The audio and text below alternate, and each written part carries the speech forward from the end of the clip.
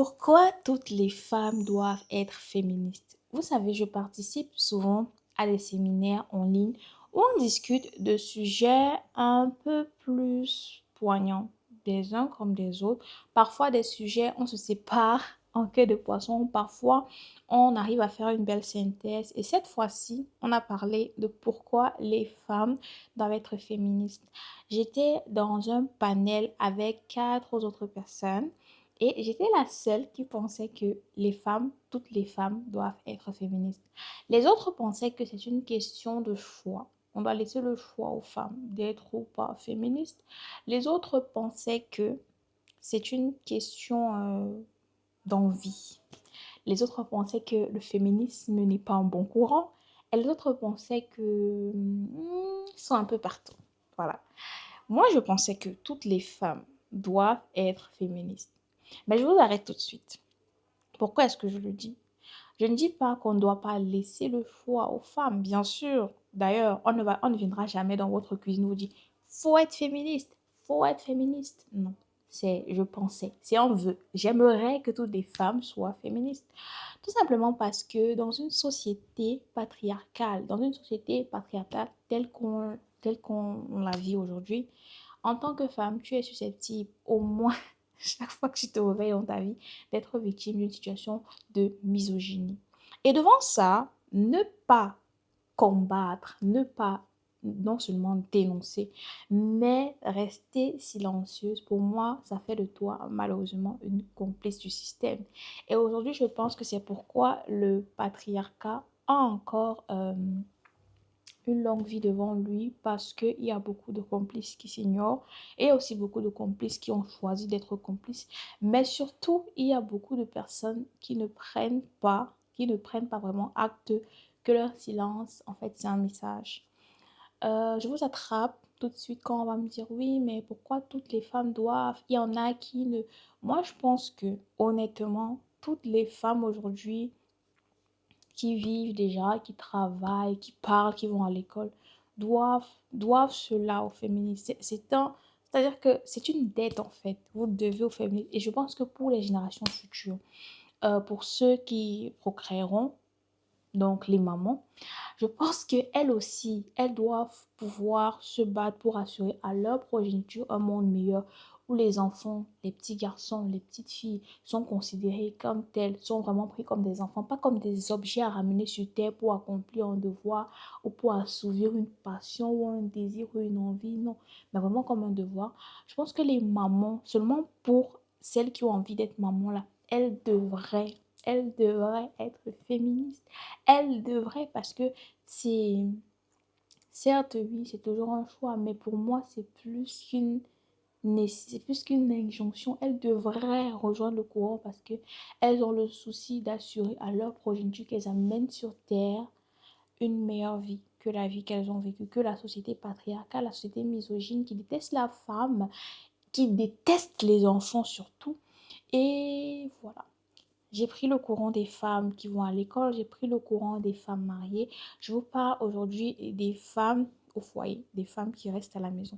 Je pense que les femmes au foyer qui restent à la maison devraient adhérer à ce courant-là, tout simplement parce que ça protège leur vie. Une femme qui reste à la maison, qui ne travaille pas, elle dépend de son mari ou de sa famille. Et comme on dit souvent, la main qui te nourrit, malheureusement, elle peut aussi décider de t'affamer. Et les féministes se battent pour que les femmes aient le choix de rester à la maison ou de travailler, mais que leur travail, même à la maison, soit valorisé.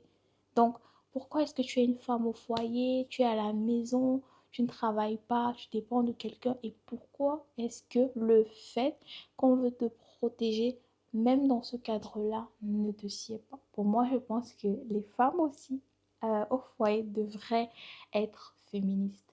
Ensuite, on va parler des femmes qui travaillent. Est-ce que je dois encore rappeler que le droit au travail, ça a été une lutte, surtout pour les femmes.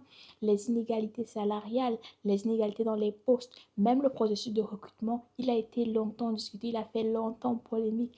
Des féministes se sont battues, des femmes se sont battues avant nous pour qu'on ait accès à un bureau et qu'en retour, des gens viennent dire ah non, mais vrai, je ne sais pas trop, féministe, ça m'arrange pas. Pour moi, je pense que les femmes qui travaillent, les femmes qui travaillent devraient être féministes aussi. Les femmes mariées, les mamans, non, j'ai pas encore parlé des femmes mariées, les femmes au foyer et les mamans, les femmes qui travaillent, les femmes qui vont à l'école.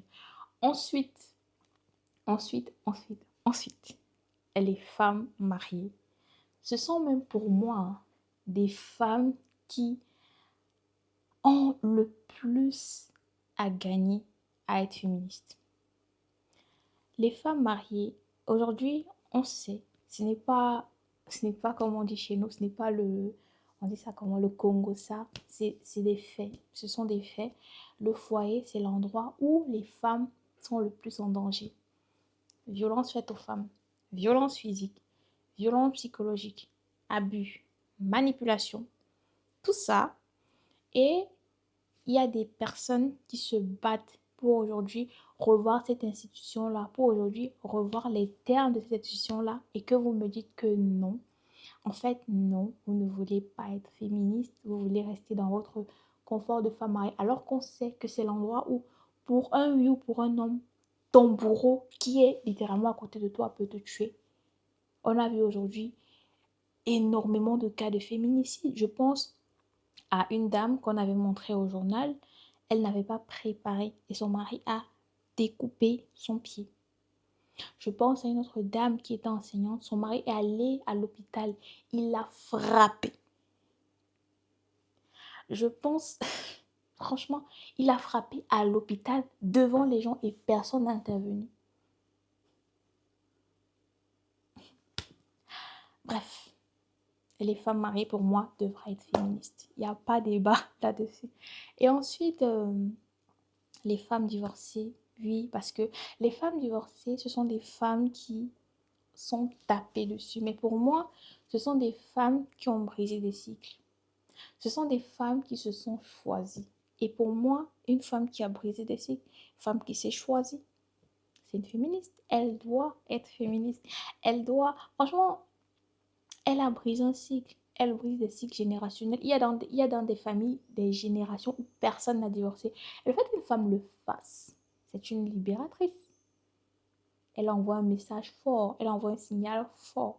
En fait, je pense que toutes les femmes, citez-moi juste une classe de femmes qui ne gagneraient pas à être féministes. Des étudiantes, des travailleuses du XEXE, des femmes mariées, des femmes célibataires, le marché du dating. Qu'est-ce qu'on n'a pas vu? Des hommes qui, parce qu'ils t'ont donné 100 francs, ils t'ont tué. Des hommes qui, parce que tu marches en route, tu n'as pas donné ton numéro. Franchement, moi, je pense que toutes les femmes devraient être féministes. Et aussi, je pense même que notre société doit être féministe. Pourquoi? Notre société, elle est intérieurement misogyne. Je vous parlais par exemple du cas de la dame qui s'est fait taper à l'hôpital.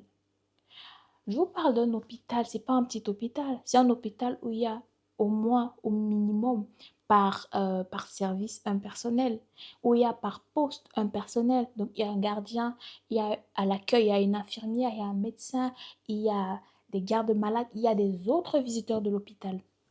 Et qu'un homme se lève, il va taper sur une femme à l'hôpital et que personne n'intervienne, c'est parce que dans notre société, on s'est mis dans la tête que l'homme a des droits sur le corps de sa femme.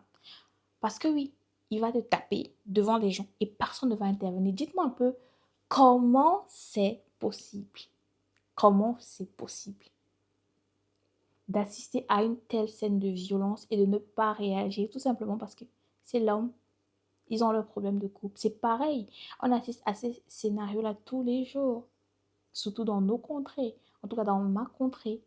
Je vois des parents, quand je dis beaucoup accouchent, mais détestent vraiment ces enfants-là, des parents qui tabassent leurs enfants comme des serpents avec des engins que je ne comprends même pas d'où ça sort et que personne dans le voisinage n'intervient tout simplement parce que c'est son enfant.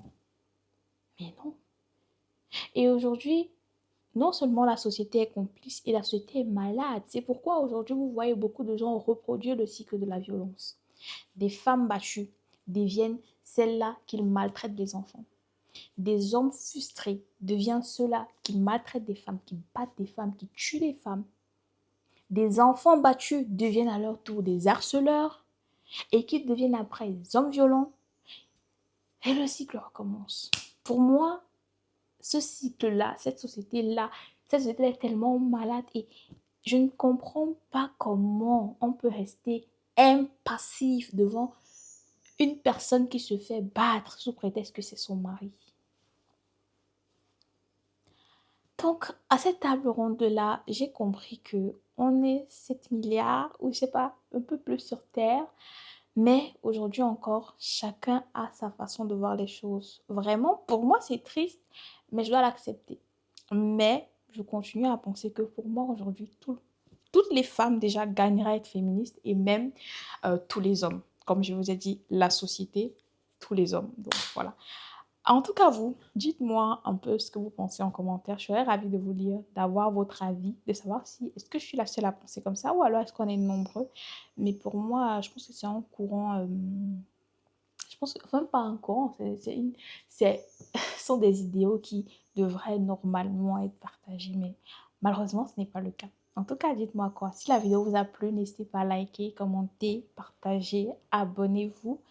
Et surtout, activez la cloche de notification pour être informé quand je poste de nouvelles vidéos. En attendant, je vous dis à très bientôt. Si tu regardes la vidéo jusqu'ici, mets des emojis jaunes en commentaire. Comme ça, je sais que je suis arrivée là. Et merci encore d'avoir regardé. À plus!